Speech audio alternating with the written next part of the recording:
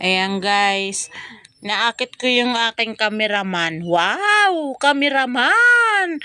May nakita akong bulaklak. Yung bulaklak na yan, hindi ko po tanim yan. Biglang tumubo lang. Kanina ngayon ko lang nakita yan nung kukunin ko yung timba. Nakita ko po siya. Ewan ko kung anong klaseng bulaklak yan. Bulaklak na lang. Hindi ko pa alam. Yan, lakad-lakad. Wala po akong makontent eh. Ay, tumakbo pa ako dyan. Pa-cute. Hindi naman cute. Mukha namang unggoy. Ay. Hi, hello. Hello. Naakit pa nga ako dun sa sa malayo daw ako pupunta. Ayaw ko nga. Kailangan ko kasing yan guys. Ayan yung pinapakita kong bulaklak. Yan, bulaklak. Bulaklak sa hardin.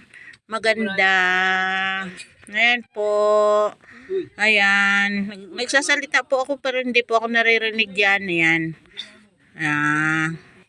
Pupunta sana po kami sa malayo. Doon po kami magkakamera kaso lang ayaw ko. Walang bantay tindahan. Papakain po si Tarok ng ng rabbit. Binidyoan ko lang. Pakain siya ng rabbit. Rabbit. Nagkamot pa ako sa hita. Ano ba yun? Sa singit. Tapos sabay tayo sayaw. Ay, sus, Mariosep. Anong pinagagawa ko na ni dyan? Hindi ko maintindihan. Inaakit kasi ako, pupunta daw kami dun sa may sa Paradise Village. Papahabol daw ako sa baka. Ayaw ko nga, mandaming umiinom. Makikita ako doon. Ayun, doon sa kabila, ang daming kabakahan doon, papahabol daw ako. Ayaw ko, may mga nagiinom kasi makikita ako talaga. Saka ako magpapahabol sa baka pag walang tao. Yung ako lang. Tapos nadapa ako sa tain ng baka. Ayun. Ayan. Bye-bye guys. Bye-bye.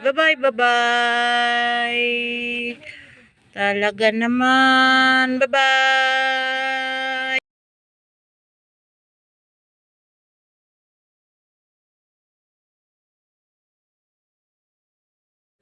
Ayan, bumalik na po ako sa tindahan. Yan. Pailaw na po ako ng ilaw. Kasi nababaliw na ako dyan, no? Wala na akong makontent, no? May pagsayaw-sayaw pa ako. Ayan, bye-bye.